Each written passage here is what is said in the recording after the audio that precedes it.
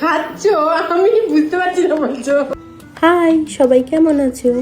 এখানে বেশ কিছুদিন বৃষ্টি হওয়ার পর এখন বেশ ভালো মতো রোদ উঠেছে।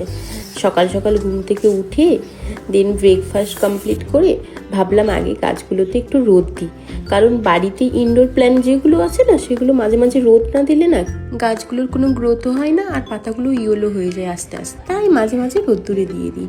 আর এখানে আমি দেখছিলাম যে কটা ফুল ফুটেছে গাছে, কারণ গাছগুলো কয়েকদিনই হলো লাগিয়েছি, আর যদি ফুল ফুটে না বেশ আনন্দ হয়। ঠাকুরকে দুটো ফুল দিতে পারি, আর সবসময় তো বাজার থেকে ফুল আনা হয় না।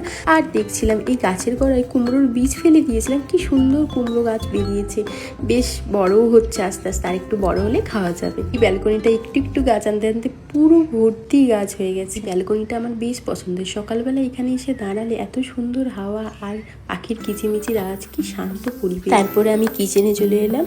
আজকে বানাবো ফ্রাইড রাইস আর হচ্ছে চিকেন মাঞ্চুরিয়ান। এদিকে আমার বর কাটাকুটিগুলো করে দিচ্ছিল। ওর যদি সময় থাকে, ওর যদি পসিবল হয়, কাজ না থাকে, তো সবসময় রান্নাবান্নার আগেও কাটাকুটিগুলো করেই দেয় আমার, তো এটা বেশ আমার সুবিধাও হয়। আর এদিকে আমি মাংসগুলো ধুয়ে মাংসগুলোর হাড়গুলো বাদ দিয়ে আর শুধু ব্রেস্ট পিসটা মানে ওই মাংস থেকে ওইগুলো বেছে নিই। দেন চিকেন মাঞ্চুরিয়ানের জন্য চিকেনের উপরে একটু লবণ আর গোলমরিচের গুঁড়ো আর দুটো ডিম ফাটিয়ে ম্যারিনেট করে রাখবো 30 মিনিটের জন্য। তো এই তো আমার ম্যারিনেট করা হয়েও গেছে, এবার আমি রেখে দেবো। আর চিকেন মাঞ্চুরিয়ানের জন্য আমি এইভাবে পেঁয়াজ কেটে নিয়েছি আর ক্যাপসিকাম কেটে নিয়েছি। আমার কাছে এক কালারেরই ক্যাপসিকাম ছিল, তাই আমি এটাই দিয়েছি। আর আদা আর রসুনকে চপ করে নিয়েছি। এদিকে ফ্রাইড রাইসের জন্য বিনস, গাজর, ক্যাপসিকাম আর কাজু আর কিশমিশ নিয়ে নিয়েছি, আর কিছু লঙ্কাও চপ করে নিয়েছিলাম। তারপর কড়াইতে একটু সাদা তেল দিয়ে দেন 1 চামচ মতো ঘি দিয়েছি। তারপরে গাজরগুলো একটু নেড়েছি, গোল্ডেন কালারের যতক্ষণ আছে ততক্ষণ ভেজে দেন বিনসগুলো দেওয়ার পরে কাজু কিশমিশ দিয়েছি। আমি কিশমিশটা একটু কমই দিয়েছি, কারণ আমার বর একদম পছন্দ করে না কিশমিশ খেতে। তারপরে কিছুক্ষণ ভেজে দেন তারপরে ক্যাপসিকাম দিয়ে আরও কিছুক্ষণ ভেজে দেন নামিয়ে দিয়েছি। আর এদিকে আমি চাল নিয়ে, চালটা ধুয়ে মানে বাসমতি রাইস নিয়েছি, সেটা ধুয়ে ভালো করে 30 মিনিটের জন্য ভিজিয়ে রাখবো। আর ফ্রাইড রাইসটা আমি লাস্টেই করবো, তার আগে আমি চিকেন মাঞ্চুরিয়ানটা করে নেবো।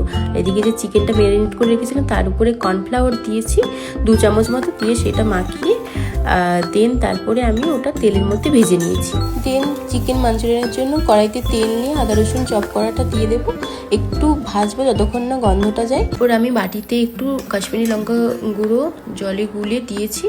দেন তারপরে একটু ভিনিগার দিয়েছি যাতে কালারটা সুন্দর আসে। তারপরে ঝালের জন্য কাঁচা লঙ্কা দিয়েছি, কিছু সস অ্যাড করেছি, যেমন টমেটো কেচাপ 1 চামচ, সয়া সস 1 চামচ, আর গোলমরিচের গুঁড়োও দিয়েছি, এখানে লবণও দিয়ে দিয়েছি।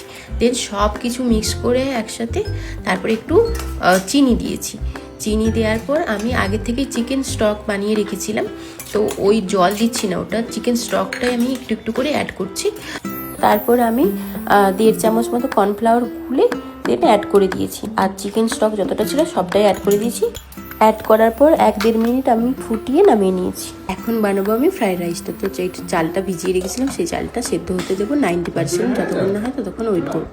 আর এদিকে আমার বরের তর থামছে না, এক্ষুনি ও টেস্ট করবে। আর ও ওইরকমই, আমি রান্না করব কিছু রাখবো, ও একটু একটু টেস্ট করে খেয়ে যাবে। এই এখন খেয়ে গেল, একটু পরে আবার আসবে।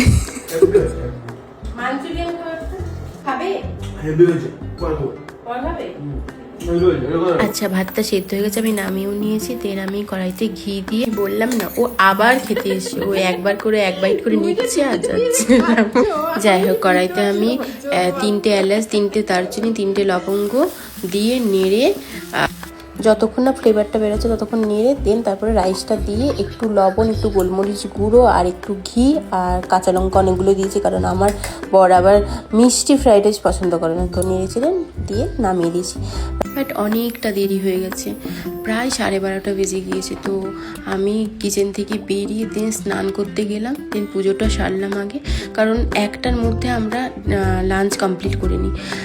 আমরা সকালবেলা ব্রেকফাস্ট করি, সকাল 8টা 8:30টার মধ্যে, লাঞ্চ করি 1টার মধ্যে, আর ডিনার 8টার মধ্যে। তো একটু একটু দেরি হলে না খিদেও পেয়ে যায়, এটা অভ্যেসও হয়ে গেছে। এত টাইমিংয়ে খাওয়া আমি তো কখনো খেতাম না। আমি যখন অফিসে যেতাম লাঞ্চ ব্রেক কখনো হয় 2টোই নিচ্ছি, খিদে পেলে খেতাম, না হলে 3টে, না হলে কখনো 1টায়। বাট আমার শ্বশুরবাড়িতে সব কিছু টাইমে করতে হবে, বিশেষ করে খাওয়া দাওয়াটা। তো এখানে এসেই এই অভ্যেসটা হয়েছে। এরপর লাঞ্চ কমপ্লিট করে একটু পেন্টিং করতে বসলাম, যেটা তোমরা পরের ডেকোরেশনে দেখতে পাবে। চলো এখন টাটা।